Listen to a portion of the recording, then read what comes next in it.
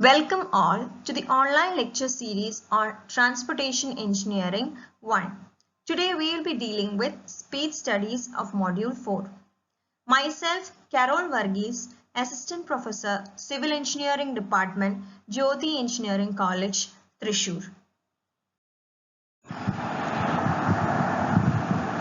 Now we will discuss how the measurement of spot speed studies is actually done on field. The first method is by measurement of distance and time relationship. We already know that the speed is given as distance by time. In this method, what we do is we will require a stopwatch for recording the times and all.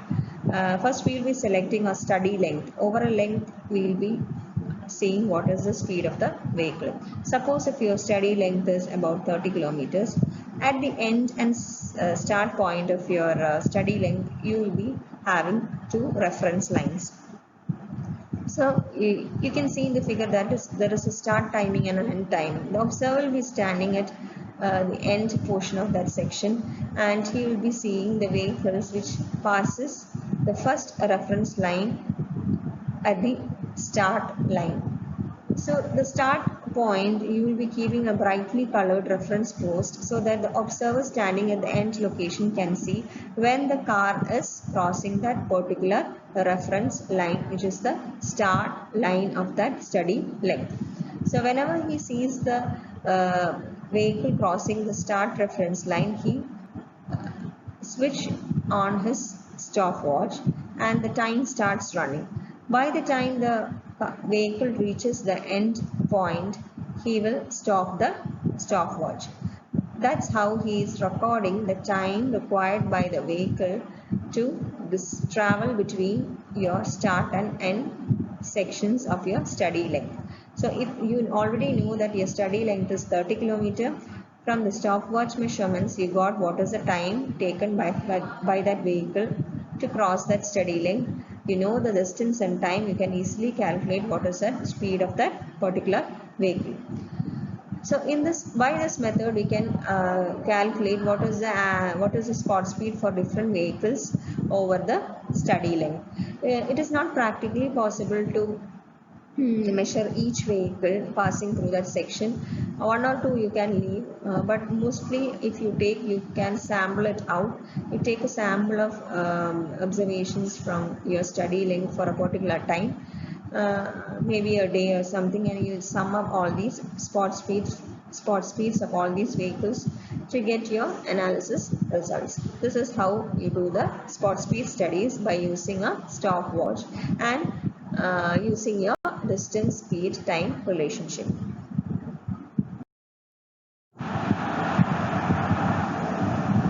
Now that we have discussed what is a conventional method, the stopwatch method, or the raw method of finding out the spot speeds, we can discuss what are the other methods by which we can measure the spot speeds. Now there are advanced methods for measuring the spot speeds, one of which is the radar meter. The radar speed meter works on the principle of Doppler effect. Microwaves of radio frequency are transmitted to a moving vehicle. Now, according to Doppler effect, the speed of the vehicle is proportional to change in the frequency of microwaves received back at the transmitter after being reflected by the vehicle. So basically what we do is, in the picture you can see that the traffic personnel is pointing out a traffic radar speed gun on a vehicle whose speed he has to measure. So he points that particular instrument to that vehicle, and radio frequency microwaves are transmitted to that vehicle, and it reflects back those waves back to the transmitter at the instrument, and from that instrument it can read the speed in kilometer per hour. The speed meter is actually calibrated to read the speed directly in kilometer per hour, and after a potential difference is amplified to enhance the accuracy of measurement to at least plus or minus 3 kilometer hour. That is the error of possible error of spot speed. Plus or minus 3 kilometer per hour will be the variation. Now the instrument is portable and a battery operated. It is set up near the edge of the road at about 1 meter height above the road surface. As you can see, it is used by the traffic police department for enforcing the speed limits. This is a schematic diagram of how this all happens. You can see a main street of a road, and the direction is marked as north, and a target vehicle is moving from or it is moving away, or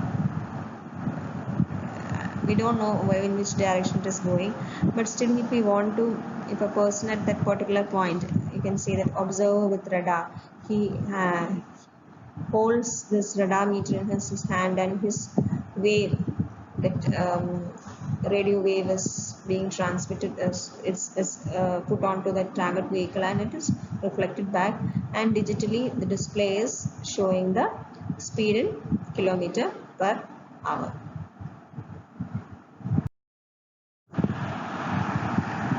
Now, another method of finding the spot speed is by pneumatic tube method. In this method, the pressure contact strips, it can be either your pneumatic or electric, they are used to indicate the time of entering and leaving the base length. In the picture, you can see that over the across the road, you can see a pneumatic tube being laid, and when a vehicle passes over that tube laid at the first reference point, an air impulse is sent which activates an stopwatch electromagnetically. It is electromagnetically controlled stopwatch in the hands of the observer. When the vehicle passes over the second tube, which is at the second position of that particular steady stretch, the stopwatch automatically stops. So that's how we can this is how we can note the reading.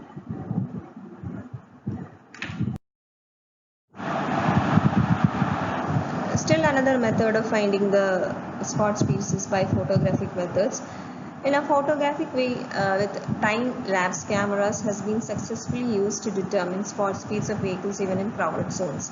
Photographs are taken at fixed intervals of time, let us say like 1 second per exposure, using a different or a special type of camera. The passage of any vehicle, it can be traced with reference to the time by projecting the exposed film on a screen. Now, video cameras also can be used for this purpose. You can see that the camera is successfully taking the photographs of that particular vehicle passing at particular section, and from that one we can trace the time required to time required or the spot speed required for that steady stretch.